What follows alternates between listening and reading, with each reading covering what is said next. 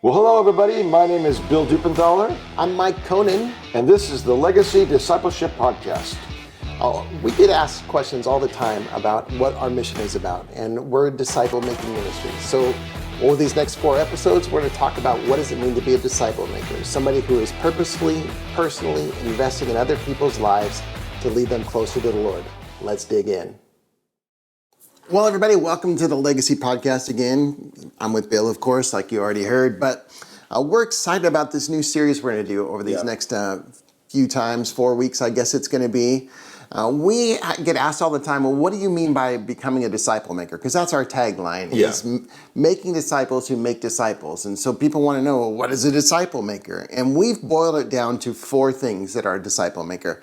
Disciple makers purposefully and personally invest in other people's lives to lead them closer to the Lord. I've never been able to do that very well. I have to do like this to do it. Did you see what I kind of mess it up too? Yeah. But anyway, as we think about this, the bottom line is we are about all these things. And we're going to dig in each week. We're going to look at one of these characteristics. So let's start with purposefully. Disciple makers are purposeful. Yeah. What do you think about that, Bill? Well, when I think of purposeful, I think about another word that's is similar. It's called intentional. Yeah. And when I read the Gospels, I love how intentional Jesus was. I mean, there was not a wasted minute. I mean, Jesus only had 3 years roughly during his ministry, and man, every single day, everything was super intentional. One of my favorite stories in the Gospels is actually in John 1 when he's out and John points to Andrew and another disciple and says, "There's the one that I've been telling you about." And Andrew and the other disciple go to Jesus, and Jesus says, "What do you want?" And he said, and they asked him, well, where are you going? And Jesus said, come with me and I'll show you. And then the next line says, and he spent the day with them. Mm-hmm. And I've always thought about, like, wow, Jesus, are you sure? I mean, you've only got, 365 times 3 days to save the world, and you're going to now spend one of those whole days with Andrew? Yeah. Like really, Jesus? But then you know what Andrew turns into? He turns into introducing him to his brother Peter, who ends up being really the leader of the church. Very intentional. Yeah, there's a plan and a purpose behind what Jesus is doing, for sure. There's a sense when he walked the earth, he was very, very intentional about what he was doing. I remember when Stephen Covey, which we've talked about, we're old. Sorry, we are old. Okay, let's just confess that right now. We're old. This book came out in the 90s, right? I think 90s. Yeah, back when I was I was probably 35, 40 years old at that point. One of them was being proactive, is a habit of highly effective people. And that's one of the things that I think of when I think of Jesus, and I especially think of his call to be disciple makers. We are to be proactive. As we were talking about, the Great Commission says go and make. It doesn't say stop and take a break. There is something powerful about going that is really a central part of everything related to disciple making. It requires a purpose. It requires doing something. Yeah. Well, and when you read the Gospels, and I would encourage you to do this, read the Gospels and look for how many times Jesus, the phrase is there that says, and Jesus went out, or Jesus told the disciples to go. They were always going to people. They were intentional about what they were doing, and it was never let's just sit back and hope something happens. Yeah. Maybe they'll come to us. Well, it is interesting how that is what our culture has become. I don't even know when this happened, but we were talking about it and trying to think of an example where Jesus said, now guys, everybody go invite all of your buddies for my talk. Yeah. I don't think it happened. It did happen, but he didn't call them to do that, because there are crowds of 5,000, there are crowds of 10,000, 12,000 that are gathered. I mean, it's crazy the amount of people that were there, and how did they get there? Somebody had to have invited them. But we don't see Jesus training his disciples to do that. Yeah. He trained his disciples to go and minister to people and make disciples, not go so that I can do it. So what is I agree with that. So what's the practical, what does that look like for us today in our culture, this idea of going out to people? I think that there's two different models. When I was in the church, we used to call it the field of dreams model.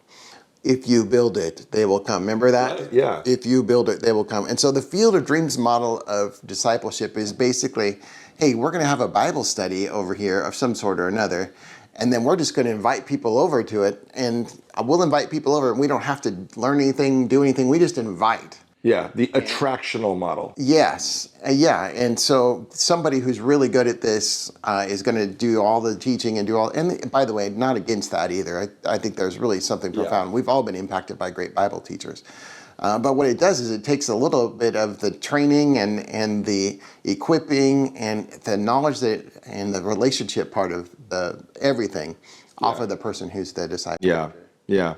And I think another temptation that people are not purposeful about is sometimes people think it's just going to happen. You know, it's all, part of God's plan, and he'll do what God wants to do, and it doesn't matter if I do it or not.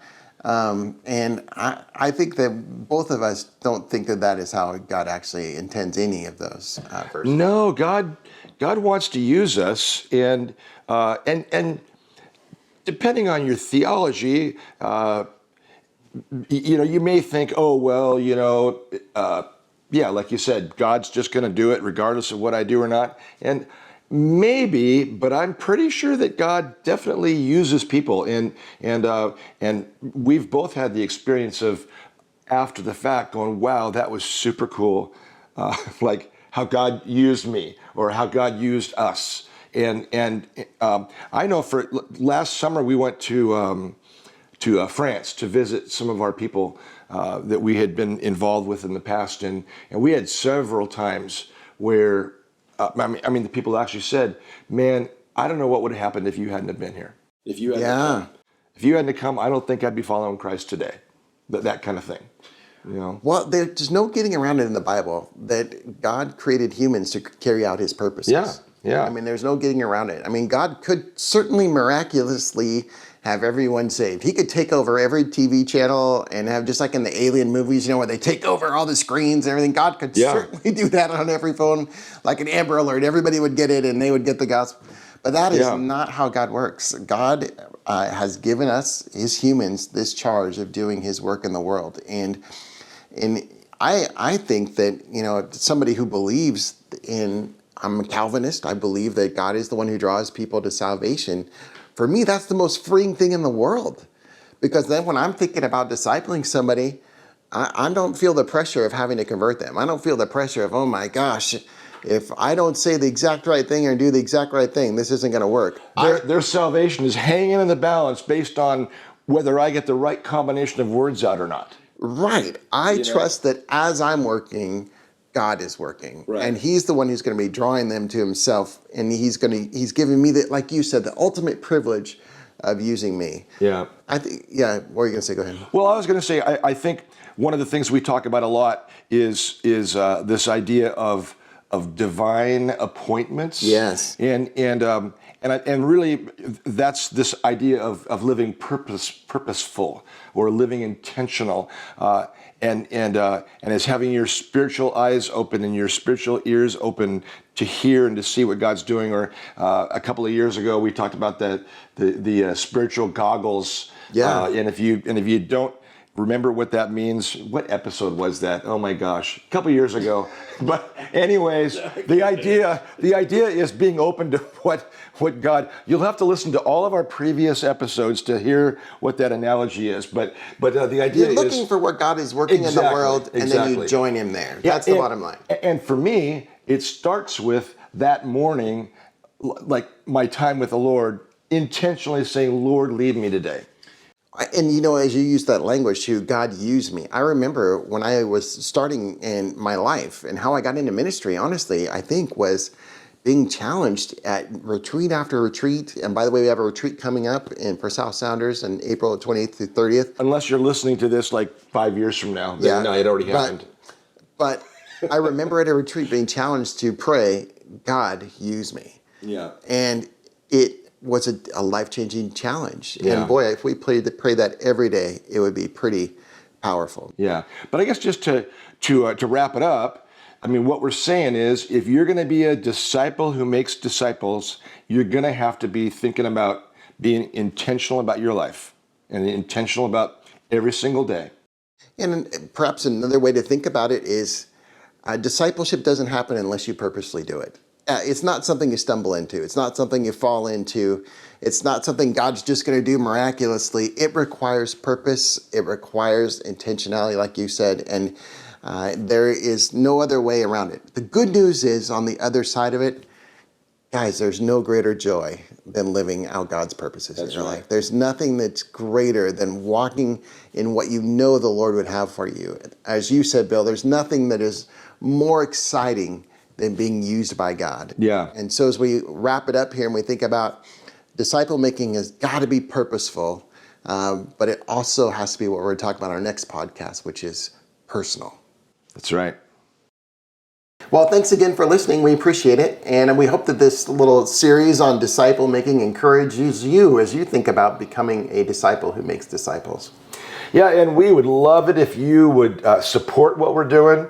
Check out our website, ourtruelegacy.com, and we've got all kinds of great resources for you there, and we'd love to see you jump on board supporting us. Also, thanks for being a listener and a watcher of what we're doing, and help people find out about us by liking, sharing, subscribing, let people know about what we're doing. So thanks again, you guys, for being a part of all we're doing.